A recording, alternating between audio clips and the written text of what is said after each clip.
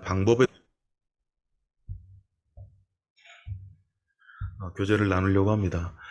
어, 사실 저희가 굉장히 많이 바쁘고 또 해야 할 일도 많고 또 여러 가지 행정적으로나 그리고 또 관계적으로나 또 인간적으로 풀어야 될 문제가 많다라고 생각이 들 텐데요. 제가 엊그저께는 아니고 예전부터 제가 이제 듣고 있는, 가지고 있는 말씀이 있었는데, 그게 뭐냐면은, 해야 할 일이 많다고 생각될 때지만, 지금 내가 먼저 가장 해야 될 일은 내 삶을 그리스도께 연결하는 것이다. 라고 주님께서 말씀하시는 겁니다. 말씀하시는 것이었습니다.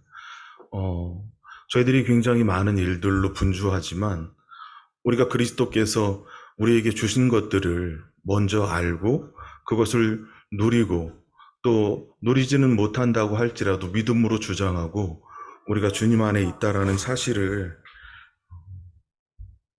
고백한다면 그것만큼 더 주님 앞에서 행복한 삶은 없다라는 생각이 듭니다. 오늘 말씀을 나누기 전에 그리스도께서 우리가 왜 말씀을 나눠야 되는가에 대해서 지난 시간 나눴던 것을 살펴보겠는데요. 짧게. 그리스도께서 우리가 그리스도 안에서 주님께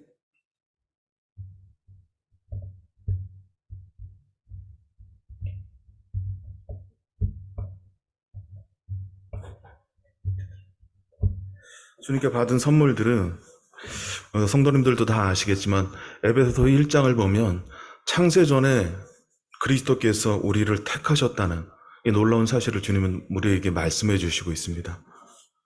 그리고 하늘에 속한 모든 신령한 복으로 복 주시기로 작정을 하셨고 또 그리스도 안에서 우리를 택하사 사랑 안에서 거룩하고 흠이 없게 하셨다고 말씀하셨습니다.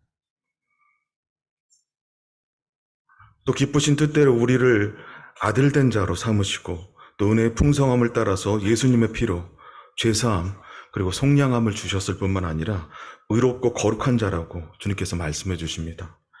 그리고 은혜의 영광을 찬송케 하실 수 있는 분, 곧 하나님의 영광을 드릴 수 있는 자로 우리를 부르시고 하나님을 예배할 수 있는 자로 삼아주셨다고 주님 말씀하십니다.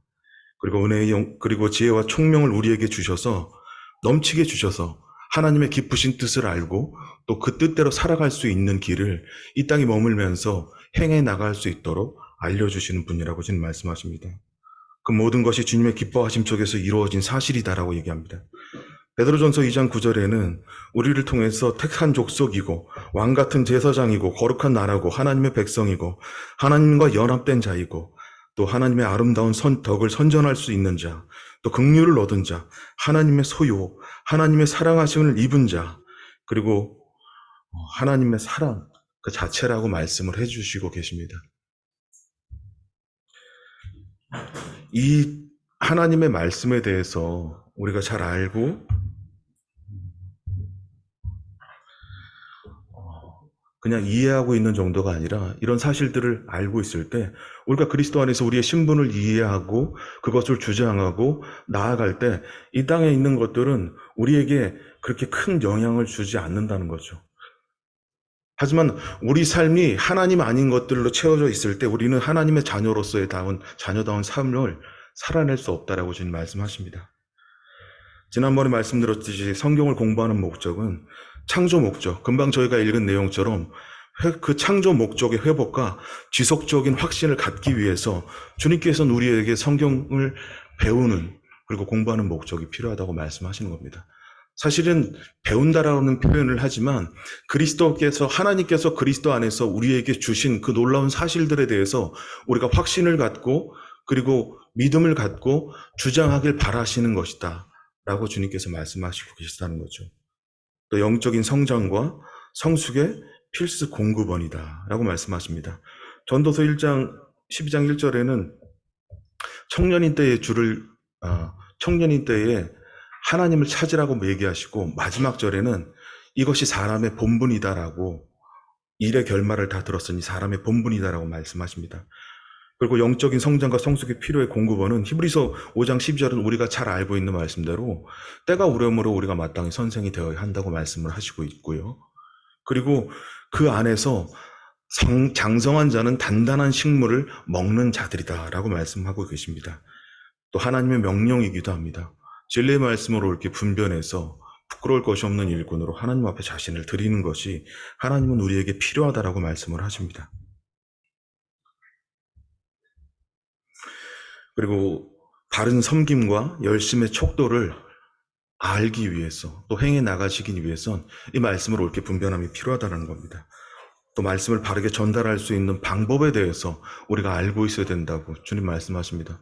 누가 내게 대한 소망을 물을 때에 대답할 것을 준비를 해라.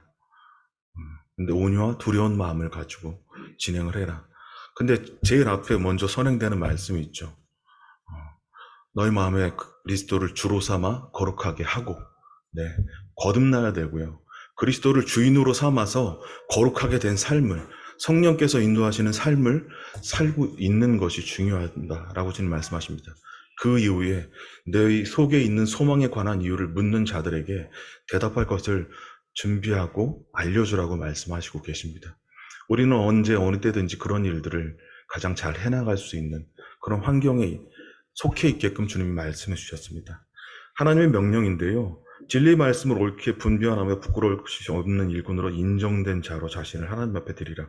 옳게 분별하라. 헬라어로 돌도토미어인데요. 똑바로 자르다라는 뜻입니다. 하나님의 말씀은 더하거나 빼는 것이 아니라 우리가 알고 있는 사실들에 대해서 바르게 자르려 나가는 것이 중요하다는 겁니다. 저는 처음에 신앙생활을 할 때 구원받고 하나님의 은혜가 너무나 감사했어요. 그리고 나서 하나님을 위해서 내 삶의 모든 것을 들여서 주님을 섬기기로 작정을 했습니다. 근데 어느 시점이 지나니까 제가 하나님 앞에서 하나님을 섬길 수 없는 자라는 것을 더욱더 알게 하시는 일들이 벌어지게 됐어요. 선을 행하고자 하는 마음은 있지만 행할 능력은 내게 없다라는 것들이죠. 근데 그것을 행할 수 있도록 인도하시는 분, 그러니까 하나님을 만족시키실 수 있는 분은 누구신가? 주님께서 다시 한번 알리신 것은 아들 예수 그리스도를 믿는 믿음으로 사는 것이다라는 것을 다시 한번 깨닫게 하셨습니다. 그리고 나서 성령을 통해서 하나님이 분부하시는 것, 그러니까 제 분량과 제 믿음의 그 역량에 맞게끔 제가 살아나가시길 바라시는 것을 원했습니다. 주님이 원하시는 것은 큰 것이 아니었고요. 하나님이 원하시는 것, 그날 나에게 주시는 말씀들을 바르게 자라가고 알아가고 잘라나가는 것이 필요하다는 거죠. 그랬을 때 하나님은 인정하신다는 거죠. 그리고 그렇게 자신을 드리라고 말씀을 하시고 계셨습니다. 인정된 자, 도키모스라고 재련된 순금, 헬러 뜻인데요. 그리스도를 섬기는 자는 하나님께서 받아주시며 사람들에게 인정을 받느니라. 그리스도 안에서 인정을 받는 아볼로에게 문안한다. 인정받는 자들이 너희 가운데 밝히 드러나려면 주께서 추천하시는 자가 인정받느니라. 여기 파란색 글씨로 써있는데 읽고 있거든요. 내 자신을 하나님께 인정받는 자로 드려라. 그리고 시험을 견디는 자는 복이 있나니 그가 단련을 받는다. 도키모스라는 뜻은 훈련받고 인정받는다는 뜻인데요. 이것은 교회에서 사람에게 인정받는다는 뜻이 아닙니다. 하나님 앞에 인정을 받는다는 뜻입니다. 내가 하나님과의 관계에 있으면서 부끄러울 것이 없는 마음을 가질 수 있는 상태. 그것은 오직 내 안에 계신 예수 그리스도를 믿음으로 주장하고 그분께서 나에게 주신 아까 이야기했던 그 놀라운 신분들을 지속적으로 생각하고 그리고 소망하고 그것을 바라고 내가 가지고 있는 육체의 소원 대신 하나님의 뜻을 분별하길 원하는 마음을 갖고 하나님 앞에 인정받는 것. 그랬을 때 자연스럽게 내가 속한 모든 것이 그리스도화 되고 교회 안에서도 하나님의 일꾼으로 인정을 받고 하나님의 일을 충성스럽게 해나갈 수 있는 자가 되는 것입니다. 사람에게 인정을 받기 위해서 일하는 것이 아니라 하나님께 인정받았기 때문에 일꾼이 된다라고 하나님께서 말씀하고 있습니다.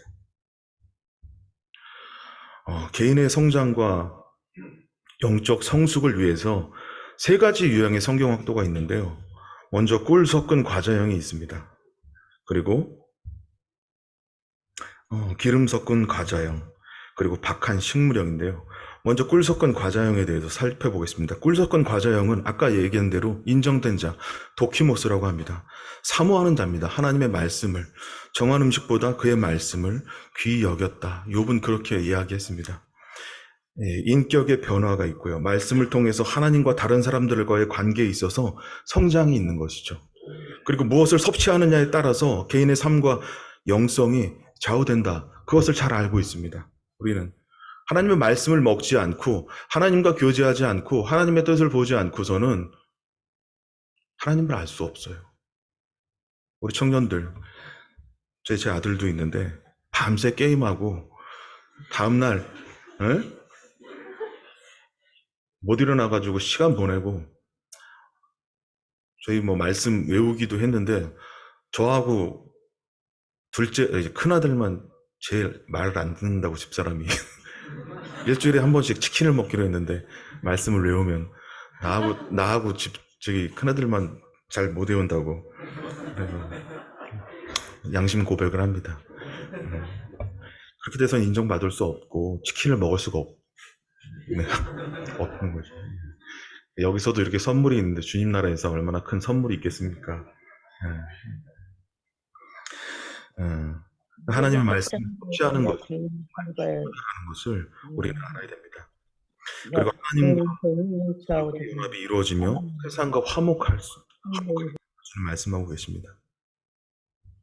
개인의 영적 성숙 두 가지 유형의 성경 학도가 있는데요. 기름 섞은 과자형입니다. 그리고 박한 식물이라 그랬는데요. 이것을 돌에 맷돌에 갈면서 그 맛을 봤더니 이제 이스라엘 백성이 어느 순간 말씀을 먹고 만나를 먹으면서 이제 기름 섞은 과자가 됐다. 과자 맛이 됐다. 그렇게 얘기하고 있습니다. 그리고 민수기 2장 27장 5절에 보면은 이 하찮은 음식을 박한 식물을 내가 싫어한다. 이렇게 이야기하고 있거든요. 이 성경의 원리적으로 해석을 하면은 말씀을 전혀 대하지 않는 생활 습관입니다. 말씀을 보지 않고 나서 어떻게 하나님의 뜻이 그런지를 알 수 있겠습니까? 하나님의 말씀을 이해할 수 있겠습니까? 그리고 신비적으로 비정상적인 방법을 통해서 말씀을 이해하는 거예요. 오늘 마침 말씀을 보지 않았으니까 무슨 환경들을 통해서 저번에 말씀드렸듯이 말씀을 봤는데 폈더니 유다가 목을 매는 그런 장면들의 말씀이 나오고 가서 그것을 속히 행하라 또 다시 폈더니 속히 행하라는 그런 말씀들 그건 잘못된 성경 해석 방법이죠. 신비적인 방법. 성경은 지극히 인간적인 책이고 천상의 언어를 사람의 언어로 이해할 수 있도록 하나님이 말씀해 주신 말씀입니다. 하나님의 말씀을 이해하기 위해서는 우리의 지정의를 통해서 그리고 우리가 받은 교육관을 통해서 하나님의 말씀을 이해하는 방법이 중요한 겁니다. 그것이 균합적인 성경 방법이고 성경 연구가들, 성경 학도들이 성경을 해석하는 방법입니다. 아직은 거기에 나가지가 않고요. 총론을 나가기 전에 그리고 먼저 말씀을 봐야 하는 이야기에 대해서 이유에 대해서 살펴보고 있습니다. 미디어를 통해서 신앙을 대체하는 습관들, 물론 나쁜 것은 아닙니다. 유튜브를 통해서 또 극동방송이라든지 또 저희가 알고 있는 여러 가지 매체들을 통해서 이런 말씀들을 대하는 것도 좋은 습관이고 그리고 또 좋은 행동이라고 생각이 듭니다. 하지만 가장 중요한 것은 하나님의 말씀을 우리는 읽어야 됩니다. 저희는 주일마다 우리 잘 돼 있는 시스템이 잘 돼 있는데요. 저희 아침에 말씀 읽는 프로그램이 있거든요. 그러면 말씀 읽으면 완료했습니다라든지 그 뜻을 넣고 특별히 그 자매님 한 분은 그 말씀에 대해서 요약 정리를 하시는데 정말 잘 해놓으세요. 그 말씀들을 우리가 함께 읽어 나가고 함께 교제하는 것이 우리에게 얼마나 필요한 것인지에 대해서 우리는 알고 있어야 된다는 거죠. 주님께서 이런 말씀을 그 사마리아 여자에게 이런 말씀을 하셨지 않습니까? 네가 물을 달라는 이가 누군 줄 알았다라면 내가 너에게 물을 주었으리라. 그렇게 말씀을 하시면서요. 또 말씀을 하시기를 이제 다윗한테 말씀하시기를 네가 무엇이 부족해서 그렇게 범죄를 했느냐. 이것저것이 부족했어. 이것이라든지 저것이 부족했으면 내가 더 주었으리라라고 주님 나단 선지자를 통해서 책망하시면서 그렇게 말씀하시거든요. 우리에겐 이미 하나님의 말씀이 주어져 있습니다. 먹을 만한 환경도 있고요. 근데 그것을 대하지 않게 되면요. 말씀의 본질을 이해하지 못하게 돼요. 삶에 적용해도 변화가 없다든지 아니면 영적인 성장과 성숙이 없습니다. 여전히 어린아이 같은 믿음. 청년인 때에도 뭐만 건드리면 삐졌는데 나이 먹고 결혼해도 여전히 그 성품을 그대로 가지고 있고, 뭘 행동을 잘못해서 그냥 삐져 있으면은 자기가 좋을 때는 막 하다가 하나님 감사합니다 하다가 내가 조금만 싫으면은 인상 찌푸리고, 진리로 인정될 수 없다라는 겁니다. 물론 개인적으로 하나님께 받는 말씀은 교리가 아니죠. 원리적인 말씀이기 때문에 굉장히 제한적이에요. 그가 살아있을 동안만 그에게 역사하는 경우가 많이 있습니다. 그리고 자기에게만 적용하는 것이 중에 많죠. 그렇지만은 생활의 삶의 패턴, 그런 것을 통해서 진리로 인정을 받으려면, 모두가 인정하는 삶이 되려면 말씀을 옳게 분별하는 삶이 있어야 된다는 거죠. 그리고 성령의 교통함이 없어요. 교제를 해도 삶의 간증이 되지 못한다. 이렇게 주님 말씀하고 계십니다. 하나님의 말씀을 듣기 위해 중요한 세 가지 단계가 있는데요. 가장 중요한 것은 성경을 열어야 된다고 말씀을 드렸습니다. 우리가 할 일입니다. 그 다음에 교사가 할 일인데요. 지성을 열어야 됩니다. 특별히 학생들을 가르치고, 그리고 청년들, 그리고 주일학교를 가르치는 우리 교사들, 그리고 다른 책임에 있는 분들은 하나님의 말씀을 옳게 분별하고 부끄러울 것이 없는 일꾼으로 인정받을 만한 자세를 갖고 있어야 됩니다. 교사는 특별히 다른 사람보다 하나님의 말씀을 더 자세히 알고 이해하고 있어야 된다라고 주님 말씀하고 계십니다.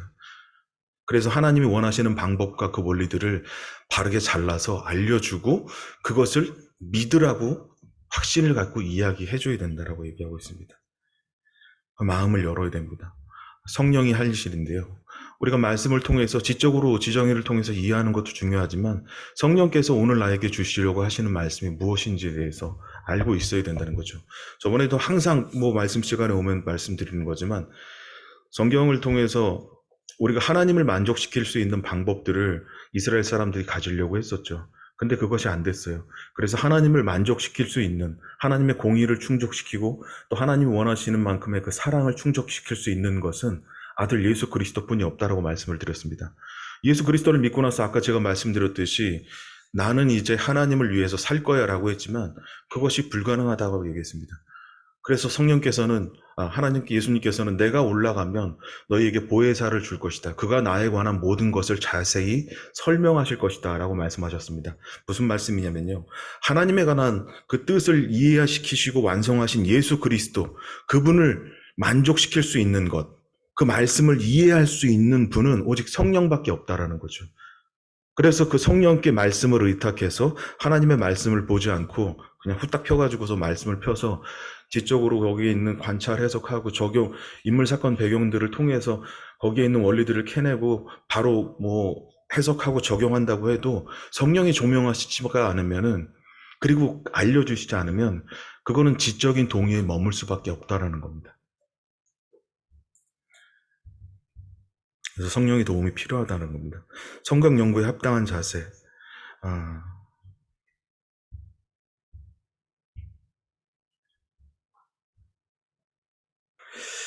내 눈을 열어서 주의 율법에 놀라운 것을 보게 하십시오라고 시편 기자는 말씀을 했고요. 또 영적인 장애물, 육신적인 것들을 제거해야 된다라고 아까 얘기했듯이 너희 마음에 그리스도를 주로 삼아서 거룩하게 하다, 그런 마음들이 있어야 된다라고 주님 말씀을 하셨고요. 그리고 성령님께 마음을 열어놓는 일이 필요합니다. 그리고 믿음을 갖고 기대하고 목적을 알려주실 것에 대해서 확신을 갖는 겁니다. 믿음을 갖는 것, 믿음은 바라는 것들의 실상이요 보지 않는 것들의 증거니 선진들이 이로써 증거를 얻었다. 믿음이 없이는 하나님을 기쁘시게 하지 못한다라고 주님께서 말씀을 하고 계시거든요. 그러니까 그 말씀을 통해서 우리가 깨닫는 것은 뭐냐면 새로운 원리들을 찾는 것이 아니라 이런 원리들을 주님께서 나에게 말씀하고 계시는 거구나, 이렇게 주님께서 교훈하고 계시다라는 확신을 갖고 주님을 믿음으로 주장하고 나가라는 건데요. 그 방법에 대해서는 이제 잠시 후에 살펴보겠습니다. 또 즐거이 순종하고자 하는 마음을 갖는 것이 필요합니다. 예. 그럼 구체적으로 그런 방법들이 어떤 방법이 있느냐? 귀납적 성경 방법이 있다라고 주님께서 우리 학도들은, 성경학자들은 이야기하고 있습니다. 대부분의 성경을 해석하시는 분들, 그리고 학자분들은 귀납적인 성경 방법을 사용을 하고 있습니다. 성경 공부 방법에 대해서는요, 여러 가지가 있는데요. 귀납적인 성경 방법과 연역적인 성경 방법, 그리고 주제별 성경 방법이 있습니다. 강해가 귀납적인 성경 방법이 되겠는데요. 귀납적이라는 것은 잠시 후에 살펴보겠지만은 모든 사실들을 수집하고 수집된 사실들을 집중하고 그리고 요약하고 총괄해서 개관해서 그것이 하나님의 뜻인지를 살펴보는 겁니다. 저번에 말씀드렸지만은 성경을 읽고 나서 전체적으로 창세기부터 계시록까지 읽고 나서 하나님은 사랑이시구나라고 깨닫는 것. 이것이 귀납적인 성경 방법이고요. 연역적인 방법은 어떠한 주제를 정해놓고 하나님은 사랑이시다라는 주제를 정해놓고 그 결과를 맞추기 위해서 성경을 해석하는 방법이죠. 주의 설교 같은 경우는 말씀을 하나하나 그리고 문장들, 단어들을 자세히 살펴서 거기에 있는 내용들을 설명해주는 굉장히 전 개인적으로 고급지다라고 생각하는데 성경 지식이 해박한 분들이 주의 설교를 주로 많이 하십니다. 단어와 그리고 문장과 문맥들 그것들을 잘 살펴서 성경을 해석해주는 또 인물 설교나 제목 설교나 역사나 비교 이런 성경 방법들이 있습니다. 그럼 우리가 살펴보고자 하는 귀납적인 성경 방법은 어떤 것이 있느냐? 모든 팩트 사실들을 수집하고 수집한 사실들을 주의 깊게 조사해서 분석해서 결론을 내는 것을 귀납적인 방법이라고 합니다. 지금 총론적인 부분인데요. 강론이 또 이렇게 세부적으로 있어서 제가 시간을 어느 정도 지나면 다 끝내진 못할 거예요. 마치고 다음 시간 때 이어가도록 하겠습니다. 자, 귀납적인 성경 연구의 세 단계는요. 저는 관해적 성경이라고 얘기하는데요. 세 가지가 있습니다. 첫 번째, 성경을 관찰하는 겁니다. 그리고 해석하는 겁니다. 그리고 그것을 적용하는 것이 필요합니다. 관찰의 단계. 본문의 모든 사실들을 수집하는 단계입니다. 본문이 무엇을 말하고 있는지를 읽고 이해하는 단계라는 거죠. 두 번째, 해석. 그것은 무슨 뜻인가를 살펴보는 것입니다. 사실에 입각한 결론을 내는 것을 해석의 단계라고 합니다. 그리고 본문은 무슨 의미인가를 살펴보는 것. 이것을 해석이라고 하죠. 전체적인 총론이고요. 강론은 세부 사항들은 조금 이따 들어가겠습니다. 시공을 초월하는 성경적인 원리를 찾는 겁니다. 우리 시대의 말씀이 아니거든요. 성경은 벌써 2000년 전의 말씀이죠. 그리고 굉장히 오래된 말씀입니다. 그리고 몇백 년 전에 벌써 말씀인데요. 이것을 어떻게 우리 삶에 적용할 것인가에 대해서 살펴보는 것이 중요합니다. 그리고 3단계는 적용. 나는 어떻게 반응해야 하는지, 나의 행동에 영향을 주는 원리들을 끌어내는 단계를 적용이라고 합니다. 나는 무엇을 배워야 하나, 실천 방법을 생각하는 단계를 적용이라고 합니다. 살펴보면, 종합해보면 도표로 나타낸 세부 단계인데요. 등장인물을 살펴보고요. 그리고 장소를 살펴보고 줄거리를 살펴보고 그 시대의 원리들을 잘 찾아내서 현 시대 메시지로 적용하는 것. 그리고 삶에 적용하고 우선순위를 정하는 겁니다. 그리고 그것을 실천하고 계획하고 실천하는 것입니다. 터널, 지름길은 없다라는 거죠. 말씀은 천천히 그리고 시간을 갖고 하나님 앞에 자신을 드리는 것이 필요해요.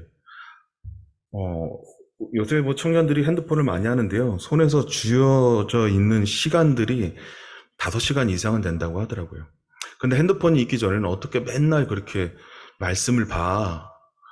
그런 생각을 했는데 5시간 이상 손에서 놓지를 않아요. 놓지를 못합니다.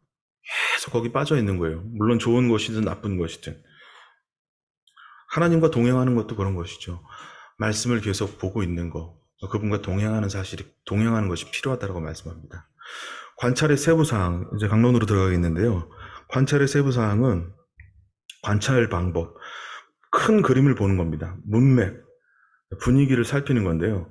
전체적인 성경들의 내용들을 살펴보는 겁니다. 그리고 부분 관찰, 문장 구조, 큰 그림이 있으면 각 문장들을 4등분해서 등분해가지고 나눈 거죠. 그리고 그 등분들을 세부 관찰하는 겁니다. 등장인물, 장소와 줄거리들을 파악하는 겁니다. 등장인물은 누가 나오고 몇 사람이 나오고 또 장소는 어떤 장소이고 시대적인 배경은 어떤 건지 줄거리는 어떻게 진행이 되어 있는지 문맥들을 살피는 것 이런 것이 필요합니다.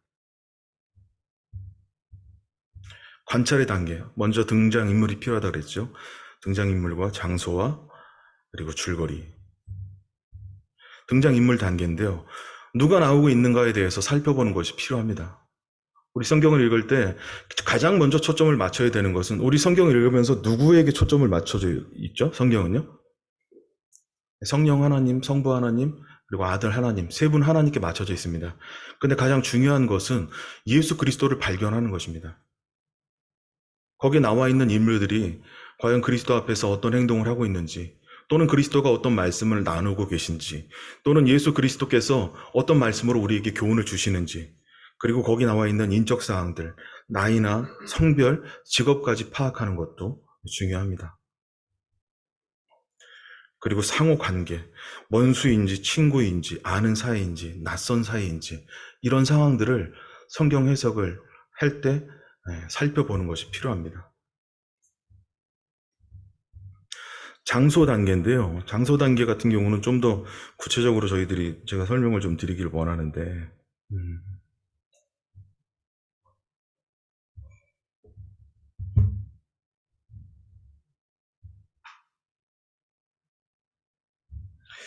여기 보면은 나라와 도시와 농촌 등을 우리가 살피는데요. 지리적인 배경을 좀 살펴보는 것이 필요합니다. 요한복음 1장 12절을 보면은 이 일은 요한이 세례를 베풀던 곳 요단강 건너편 베다니에서 일어난 일이라. 그러니까 요단강 건너편에 베다니라는 지역이 있거든요. 근데 요한복음 11장에 보면은 거기에 누가 나옵니까? 마리아와 마르다와 그리고 우리 죽음에서 부활 주님께서 살리신 갑자기 생각이 안 나네요.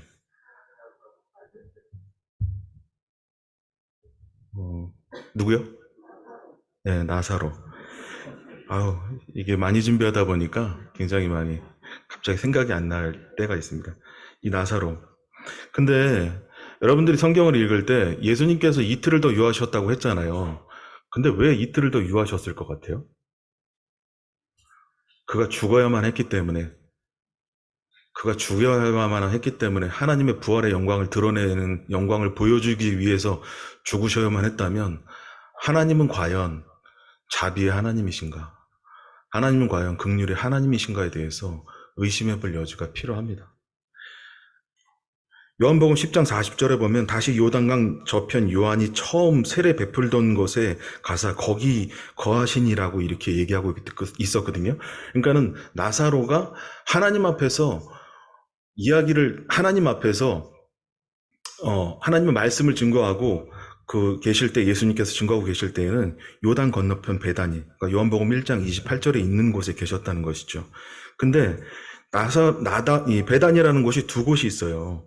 이 지금 예루살렘 남서쪽 남쪽 한 3km 정도 되는 곳에 이제 베다니가 있는데 거기에 이제 마리아하고 마르다하고 나사로가 있었습니다.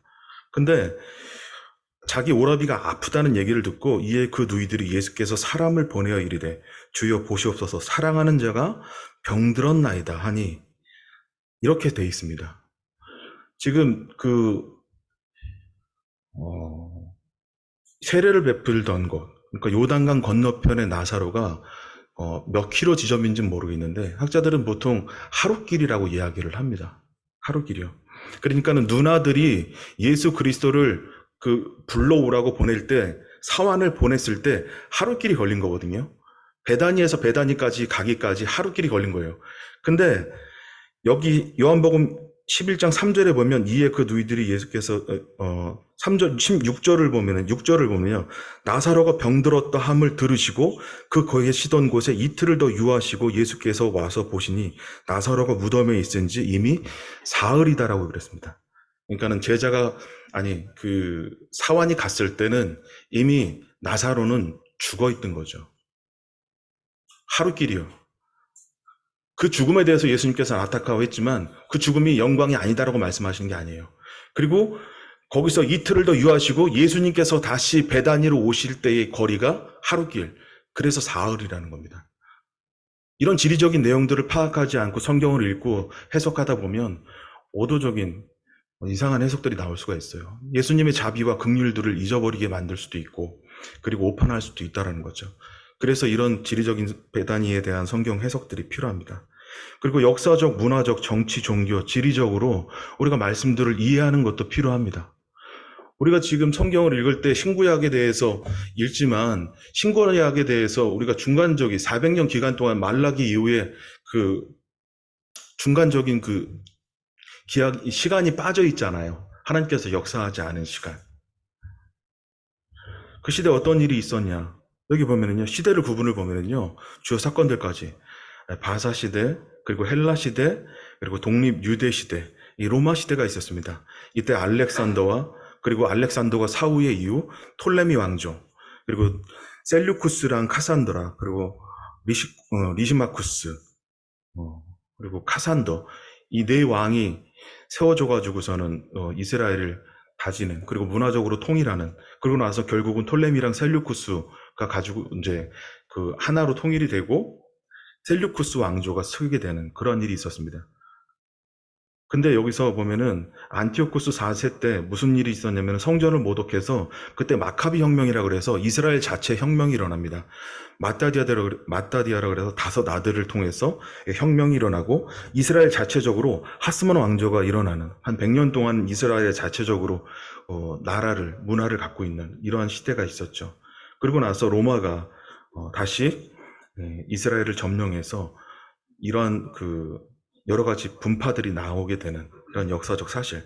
이 시대 때에 바리새파와 사두개파, 열심당원과 SNF파가 생겨나게 된 겁니다. 그래서 예수님이 오시게 되면서 그들이 그 각 당파를 가지고 자기의 주장들을 가지고 하나님을 섬기고 있었죠.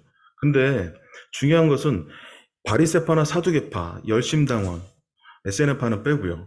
이런 사람들이 다 하나님에 대해서 열심은 갖고 있었지만 예수 그리스도에 대해서는 한 길로 다 막았다는 거죠. 자기가 가지고 있는 종교적인 철학은 틀렸지만 예수 그리스도를 배척하는 일에 있어서만은 하나된 마음을 가졌다는 것입니다. 이런 신학적 기원이나 특징들, 그리고 이런 내용들을 살펴보고 알고 있는 것이 문화적으로, 역사적으로 파악하고 있는 것이 중요하다는 거죠. 줄거리 단계, 무슨 일이 전개되고 있는가, 지금 관찰 단계를 살펴보고 있는 겁니다. 조금 지레할 수도 있는데요. 무슨 일이 전개되고 있는지 말씀을 살펴보는 것이 중요합니다. 성경을 읽으면서 지금 이 일이 하나님 앞에 어떤 일이 일어나는지, 등장인물 사이의 긴장이나 갈등은 어떤지, 그리고 이 일에 대한 등장인물의 반응은 어떤지에 대해서 살펴보는 것이 중요합니다. 그리고 문장 구조의 원리, 비유법, 유사한 것이 나오는 거지. 에베소서 6장 보면 3절 보면은 이는 남편이 아내의 머리됨이 그리스도께서 교회의 머리됨과 같으니 그가 바로 구주의 몸이십니다. 비유법인데요. 저희들이 그 아내의 머리는 남편이라고 이야기하지 않습니까? 그리고 또 남자의 머리는 그리스도라고 이야기하죠. 주님께서 비유로 들은 것이고, 그리고 또 너울의 문제들을 살펴볼 때 이런 것들은 참 굉장히 중요한 거죠. 그리스도의 머리가 남자의 머리가 그리스도고 또 여자의 머리가 남자가 되는 것, 그리고 여자는 머리를 가려지는 것은 단순히 문화적으로 행해지는 습관이 아니라는 거죠. 이것은 하나님께서 명령하신 것이고 하나님의 영광을 드러내는 일에 있어서 가려지는 것, 우리는 없고 그리스도만 나타나고 그분만이 머리이시다, 우리의 생각이 아니라 주님의 머리가 드러나는 것이 옳은 것이다라고 주장하고 지켜나가야 될 교리적인 원리, 교리적인 방법들이다라는 것을 볼 수 있습니다. 대조법이나 반복되는 것, 하나님은 빛이시니 그에게는 어둠이 조금도 없다라는 것들, 그리고 반복법, 되풀이되는 것, 그리고 원인과 결과법, 사사기, 우리가 알다시피 범죄하고 그리고 회개하면 사사를 일으켜서 그를 다시 이스라엘을 회복시키고 또 다시 범죄하고 용서하고 또 사사를 일으키고, 이런 결과 원인법, 사사기 반복법이라기도 하는데요. 계속 이런 일이 일어나는 문장 구조를 살펴보는 것이 필요합니다. 그리고 결과와 원인법, 아간의 범죄를 잘 알고 있지 않습니까? 아이성에서는 승리했지만, 아이성에서의 그 패배로 이 아간의 범죄가 드러나게 됐는데, 결과와 원인법, 이런 부분들을 살펴보는 것들 필요하고요. 설명법, 씨 뿌리는 자의 비유, 이런 것들도 우리가 잘 이해할 필요가 있습니다. 하나님께서 비유를 드실 때 그 비유의 중심적인 이유는 예수 그리스도십니다. 그리고 하나님이시다라는 것들, 그런 부분들을 잘 살펴서 읽는 것이 중요하다. 또 문장 구조의 원리, 절정법이라든지 바울의 감탄, 상호 교환법도 나오고요. 전환법과 상호 교환법, 그리고 예비법과 요약법.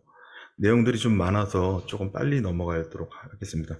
질문 중심법, 로마서 같은 경우. 바울 같은 경우는 깊도도 하나님의 지혜와 지식의 풍성함이요 그의 판단은 헤아리지 못할 것이다 라고 로마서 11장에서 말씀을 하고 있습니다.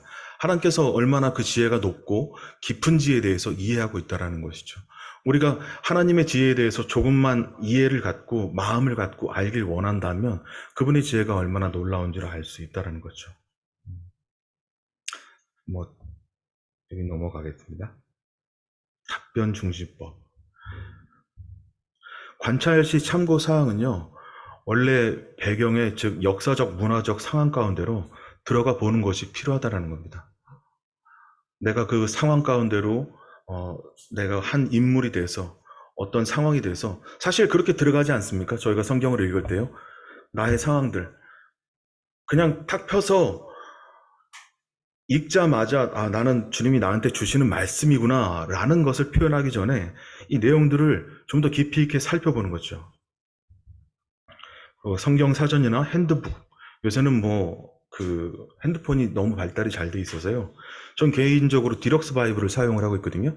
디럭스 바이블에는 기적 여러 가지 것들이 다 많이 나오고 있는데 거기에 보면 이제 헬라 원어까지 한국어로 표기가 다 해줍니다. 헬라어가 나오고 그것을 읽는 그 내용까지 한국어로 표기가 되고 그 단어를 눌렀을 때 거기에 포함되어 있는 헬라어 원어와 뜻까지 나오는 그런 것들, 좀 비싼데 거기에 투자할 만한 것들, 그건 필요하다라고 생각이 됩니다.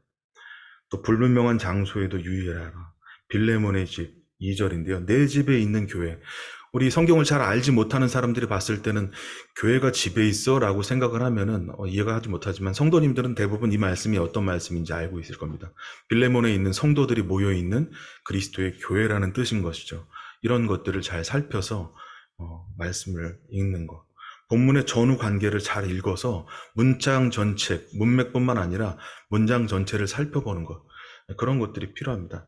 저희가 그 역사서들을 잘 살펴보면 왕들이 나오지 않습니까? 여로보암과 르호보암 시대에 이제 왕국이 갈라지게 되면서 여러 왕들이 나오는데 한 왕들만 살펴보는 것이 아니라 그 왕들의 모습들을 통해서 우리가 그리스도 안에서 왕 같은 제사장으로서 나는 과연 어떤 왕의 모습을 취하고 있는가?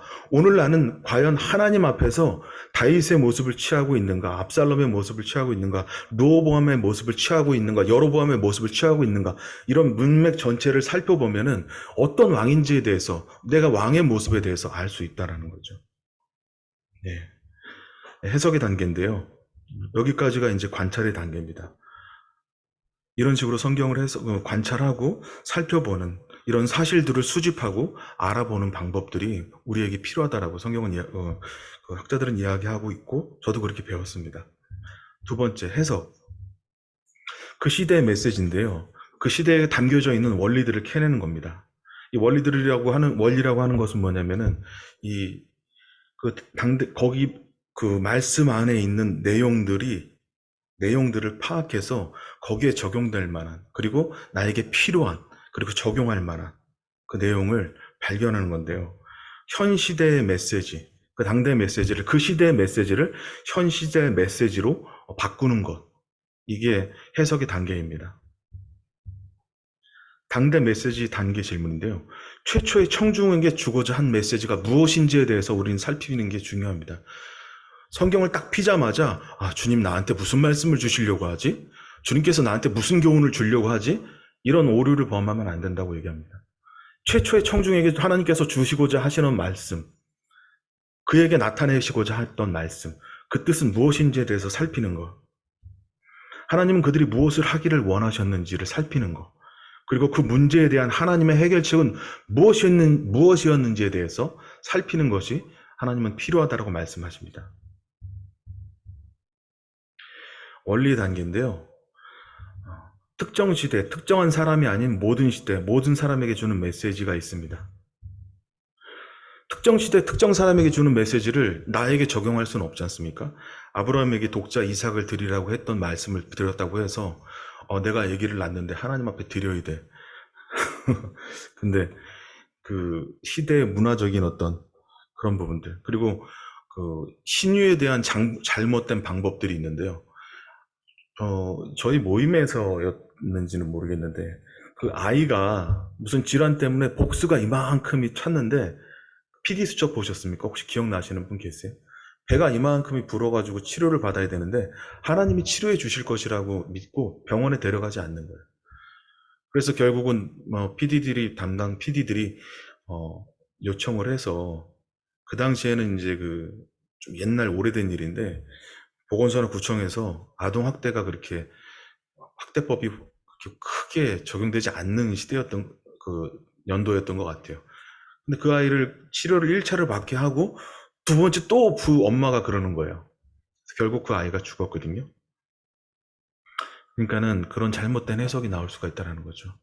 하나님께서는 우리 시대에게 신유나 은사들을 그 필요에 따라서 그리스도를 나타내기 위해서 저는 나타내신다고 말씀을 드린다고 봅니다. 하지만은 그건 어디까지나 그리스도의 영광을 위해서지, 사람이 드러나고 어떤 그것을 통해서 하나님께 영광을 돌린다고 하지만 신비적으로 하나님께서 해석하기를 원하시지 않는다는 거죠.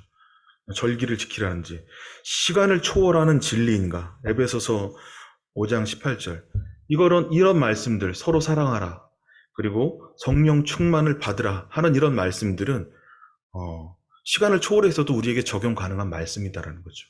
이런 부분들에 대해서 살펴보는 것들이 필요합니다. 현 시대의 메시지 단계, 오늘날 우리 사회와 어떤 관련이 있나, 이것이 어떻게 현 시대에 적용할 수 있는가, 그 당시 상황과 오늘날 유의사항은 어떤 점들이 있는지를 살펴보는 겁니다. 이게 해석의 단계 가운데 하나입니다. 현대 시대의 메시지로 단계적인 질문을 변화시켜 나가는 거예요. 오늘날 우리 시대의 문화와 어떤 관련들이 있는지, 이것이 어떻게 나와 내 삶과 내 친구와 그리고 내 직장과 그리고 교회와 관계에서 아니면 환경에서 적용될 수 있는지, 당시 상황과 오늘날의 유사점은 어떤 것이 있는지 살펴볼 필요가 있다는 거죠. 예를 들면 유혹에 대해서, 당시의 유혹과 오늘날의 유혹, 잠언에 보면은 청년이 음란한 곳에 들어가는 것은 소가 푸주로 들어가는 것과 같다라는 표현을 하고 있는데요. 오늘날에 얼마나 음란한 문화가 많이 있습니까? 그쵸? 유흥주점도 많고요. 성을 보려면은 30초만 검색이 가능하고 구매를 하려면 30분이면 가능한 시대에 저희가 지금 살고 있다고, 그렇지 않습니까? 이런 상황들에서 특별히 우리 형제님들이 자신을 지켜야 될 내용들을 잘 살피는 것들이 필요하다라는 거죠. 그리고 믿지 않는 자들과의 관계에서 우리가 지켜야 될 문화들이 어떤 것이 있는지에 대해서 해석하는 단계가 필요하죠. 해석의 단계, 당대의 메시지, 원래 의도하신 메시지를 이해하고 시간을 초월해서 전수 가능한 진리인가를 결정하는 단계, 현 시대의 메시지, 현 시대에 주는 의미, 동일한 내용인데요. 시간을 초월한 진리, 모든 시대 모든 사람에게 가능한 진리인가, 주어진 상황이나 주어진 시대에 의해 제한받지 않는 진리인지를 살피는 것이 중요하다. 무슨 말씀인지 제가 여기서 살펴보시면 알겠는데요. 시간을 초월한 진리, 모든 성경은 우리를 위한 것이지만 모든 성경이 우리를 위한 것은 관한 것은 아니다. 아이언사이드가 하신 말씀인데요. 모든 성경이 우리를 교훈하고 가르치기 위해서 주어졌지만 모든 본문이 우리의 상황에 직접 적용할 수 있는 것은 아니며 모든 성경이 우리에 관한 것은 아니라는 것이죠. 약국에 가면은요, 많은 약들이 있잖아요. 그쵸? 근데 그 약들이 누구를 위한 겁니까? 사람들을 위한 거잖아요. 그쵸? 근데 그 약이 나를 위한 건 아니란 말이에요. 나한테 필요한 약이 있죠. 나한테 필요한 약, 나한테 맞는 처방, 나한테 맞는 질환에 필요한 처방, 그게 있다라는 거죠. 모든 성경은 우리를 위해서 기록됐습니다. 하지만 그것이 나를 위해서 기록된 건 아니라는 사실을 알아야 된다라는 거예요. 하나님의 말씀을 관찰하고 해석을 하지만 그것이 적용을 하지만 그것이 나를 위한 것은 아닐 수도 있다라는 거죠. 그래서 말씀을 읽을 때 좀 더 깊이 있게 살펴보고 관찰하고 거기에 있는 내용들을 적용하는 것이 필요하다라고 주님 말씀하고 있습니다. 왜 해석의 과정이 필요한가? 해석의 과정은 시간과 거리로 생긴 장애물을 제거하기 때문에 해석이 필요합니다. 이 해석을 하려면 그만큼 관찰이 중요합니다. 그래서 관찰 단계가 해석보다 더 많아요. 원래 독자들이 말하는 것 같은 진리를 볼 수 있도록 도와주기 때문이다. 예전에 생긴 과거에 있었던 그 성경적인 기록들을 우리에게 적용시키려면은 원래 최초 독자에게 주어고자 했던 말하는 것이 그 원리가 무엇인지에 대해서 이해하고 그것을 살펴서 다윗이 하나님 앞에서 이렇게 순종을 했구나. 많은 것을 받았음에도 불구하고 아간을 죽이고 아간이랬는데 밧세바를 취해서 범죄를 했던 이런 모습을 통해서 오늘날에 내가 가져야 될 자세는 어떤 것인가? 이런 원리들, 그런 것들을 찾아내는 것이 중요합니다. 장애물이 있는데요. 성경 본문을 이해하는 데 방해가 되는 요소들은 첫째, 언어와 의사 전달의 문제입니다. 원어라든지 번역들. 저희들이 읽는 성경도 지금 다 달라요. 다 틀려졌습니다.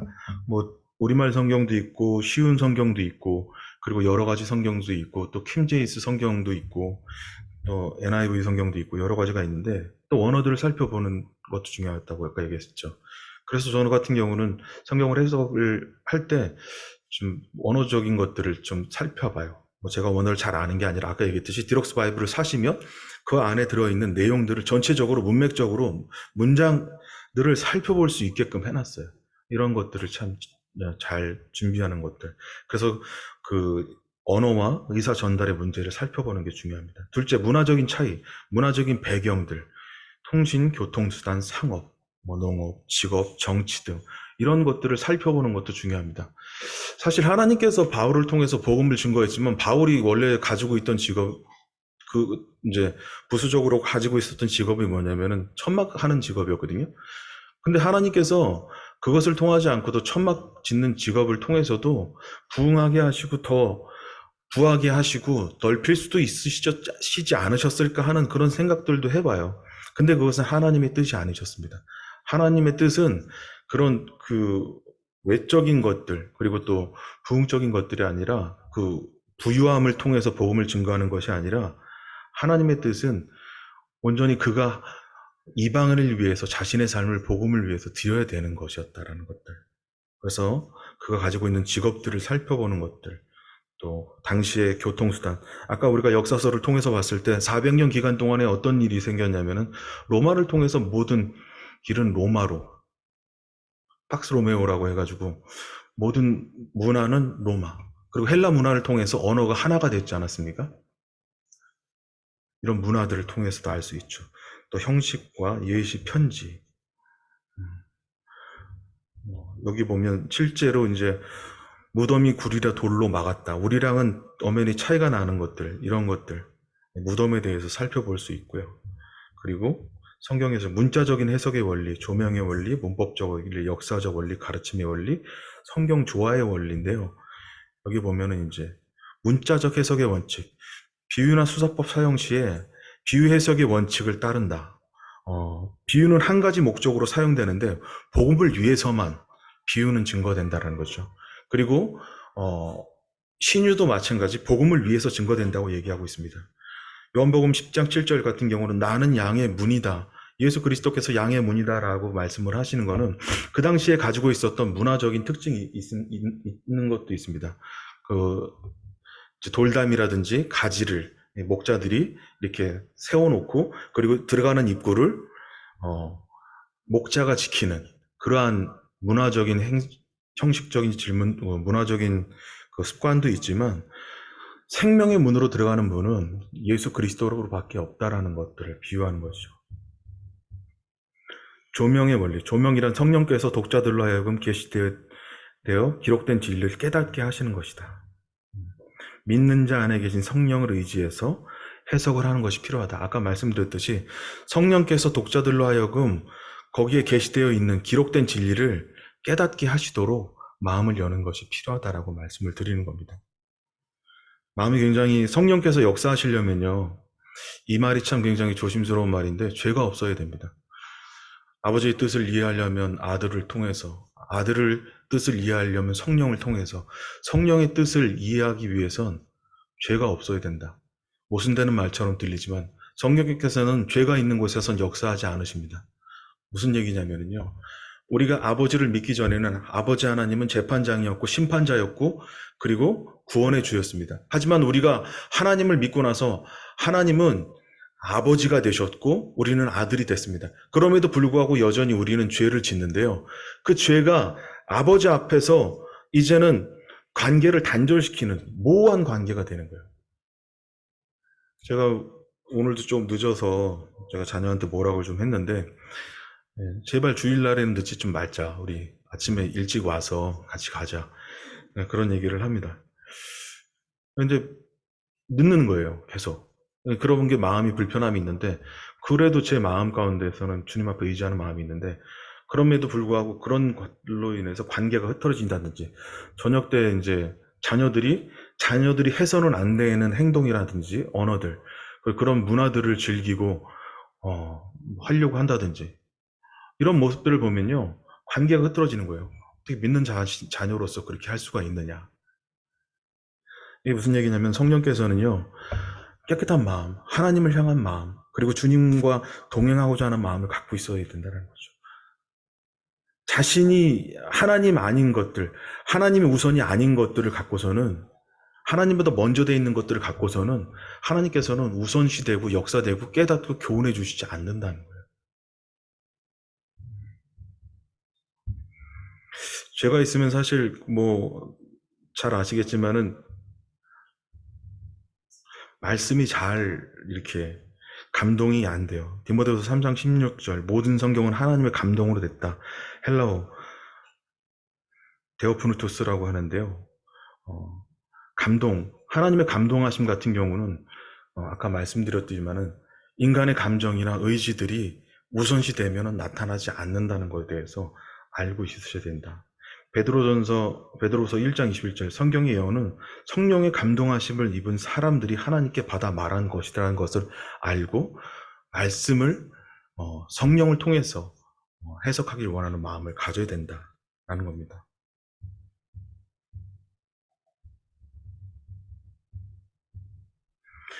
문법, 말의 구성이죠. 문법적 원리, 문장의 단어 및 문구가 배열되는 방식들. 성경을 읽는데 단어만 찾아가지고 한 구절을 딱 읽고 성경을 해석하는 사람들이 있습니다. 많은 이단들이 그러는데요. 특별히 여호와의 증인들이 그래요. 죽은 자는 알지 못하니 아무것도 알지 못하느니라. 이런 말씀들로 인해서 죽음 이후에는 지옥이 없다라고 이야기하는 사람들. 전체적인 문장들이나 문맥들은 살펴보지 않은 겁니다. 문장 구조는 살펴보지 않아요. 문체를 포함한 문법의 전형적인 규칙에는 따르지 않아요. 우리가 글을 읽을 때도 잘 팔리는 책들은요, 재미있는 책들은요, 문장 구조나 문체가 잘 있는 것들. 그리고, 글의 내용도 중요하지만, 읽기가 쉬워야 돼요. 띄어쓰기가 잘 돼 있어야 되고요. 어떤 분들 책을 보면은 문장이 한 3단락까지 가가지고 쉼표가 붙여지는 경우도 있어요. 근데 우리가 가장 읽기 편한 거는 보통 한 줄에서 한 줄 한 2분의 1 정도? 그 정도의 그 정도의 문장들이 읽기가 가장 쉽고 이해하기 편하다라고 얘기합니다. 성경 해석도 마찬가지라는 거죠. 역사적인 원리들, 성경이 쓰여진 시대의 관습과 문화, 역사적 상황을 잘 알고 해석하는 것이 필요한데요. 역사적인 원리에는 차는 경문을 넓히며 히브리어 테실이라는 뜻인데 기도라는 의미입니다. 헬라어 힐락테리온, 호심패. 이제 이게 무슨 뜻이냐면 여기서 보시면 합니다. 이들이 가지고 있는 성구함, 성전에서 이제 기도하면서 계속 이 사람들은 그 자신들을 나타내기 위해서 기도한다고 하죠. 손에 경문을 차고 머리에도 경문을 차고 태실인이라는 이런 의복을 입고 하나님 앞에 자신이 거룩한 자다라고 드러내는 거예요. 뭐 오늘날 교회는 많이 사라지긴 했는데 보면은 같이 이렇게 가운들을 쫙 걸치고 의식하는 것들, 그런 것들을 보면서 오늘날 그런 문화들이 하나님 앞에서 과연 경건에 유익한 것인가? 물론 복장을 깔끔하게 하고 깨끗하게 하는 것은 중요하지만 이런 부분들, 경문을 찬 유대인의 모습입니다. 이런 그 문화적인 차이들, 이런 것들도 우리가 알고 넘어갈 필요가 있다라는 겁니다.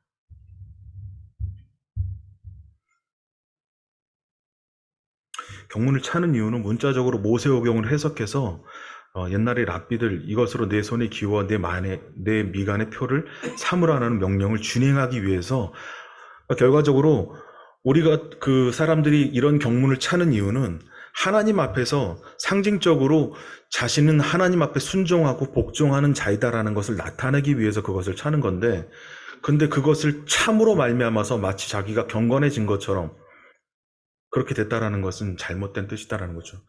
우리가 너울을 쓰고 있으면서도 너울을 쓰고 있는 자매님들이 하나님 앞에서 너울을 쓰는 것 자체가 중요한 게 아니라 그것을 쓰면서 하나님 앞에 순종하는 마음, 세워진 질서의 권위에 순종하는 마음, 그런 마음을 가져야 된다라는 뜻을 여기에서 적용해 볼 수 있을 겁니다. 또 경문은 하나님께서 예배자의 마음과 지성의 소유주의심을 상기시켜주기 위한 것이다. 이런 부분들을 알아야 된다는 거죠. 가르침의 원리인데요. 가르침의 은사를 받은 교사들, 그리고 교사들의 도움을 받아서 해석하고 성경 교사들이 쓴 주석, 참고서적으로 도움을 받아라. 전적으로 의지하지 않도록 조심할 필요가 있다. 아까 제가 성경을 관찰하시는 분들, 해석하시는 분들은 특별히 이런 부분들을 잘 살펴야 된다고 말씀을 드렸는데, 성경을 한 번도 안 읽고 그냥 오늘 아이들한테 말씀을 전해야 되니까 그냥 귀납적인 성경이 아니라 연역적인 성경 해석 방법들, 그냥 거기에 나와 있는 내용들을 찾아가지고 인터넷에 나와 있는 그 좋은 글들과 이런 것들을 접목해서 그냥 성도들한테 주려고 하는 이런 마음, 이런 것들은 옳지 않다라는 거죠. 그래서 교사들이 더욱더 노력하고 준비하는 마음을 가져야 된다는 거죠. 그리고 성경서 참고서들이라든지 이런 서적들을 전적으로 의지하지 않는 것이 필요하다라고 주님 말씀하고 있습니다. 예, 오늘은 여기까지, 성경 종합상 원리는 넘어가고요. 다음에는 좀 짧게 우리 적용에 대해서 좀 살펴보도록 하겠습니다. 기도하고 말씀 마치도록 하겠습니다. 아버지 하나님, 감사를 드립니다. 진리의 말씀으로 이렇게 분변하라고 하신 일이 결코 저희들한테 어려운 일이 아니지만 또 쉬운 일이 아니다라는 것에 대해서 말씀을 통해서 교훈을 받게 됩니다. 아버지 하나님, 주님께서 주신 그 천성의 언어가 참 인간들의 언어로 변화되기 위해서 하나님께서 당신의 목숨을 버리시고 또 당신의 영광을 포기하시고 하나님이 가진 모든 것들을 내려놓으시고 저희들에게 주고자 하셨던 그 원리들에 대해서 저희들이 이해하는 일이 결코 쉽지 않은 것을 알게 됩니다. 주님, 말씀을 해석하는 방법은 참 오직 성령을 통해서만 가능하며 그 성령을 통해서 우리 주 예수 그리스도께서 우리에게 주신, 그리스도 안에서 우리에게 베푸신 그 놀라운 은혜가 얼마나 위대한지에 대해서 저희들이 깨닫게 하시고 그리고 알게 하시고 그리고 적용하게 하셔서 하나님을 닮아가는 그러한 우리가 될 수 있도록, 대학로교회가 될 수 있도록 주님께서 선히 인도하여 주시기를 의탁을 드립니다. 주님, 여러 가지 참 힘든 시간이고 또 좀 지루할 수 있는 그러한 시간들임에도 불구하고 하나님께서 인도하신 은혜에 대해서 감사를 드립니다. 그러면 저희가 말씀을 더 연구하고자 하는 마음을 갖고 또 살펴보고자 하는 마음을 갖고 하나님의 말씀을 주님, 하나님이 원하시는 뜻대로 잘라나가고 분석하고 해결해서 저희들 삶에 실체화시키고 적용해서 주님의 영광을 드러내는 저와 우리 대학로교회 성도들이 될 수 있도록 주의 성령께서 도우시고 인도하여 주시옵소서. 감사를 드리며 살아계신 우리 주 예수 그리스도의 이름으로 기도를 드립니다. 아멘.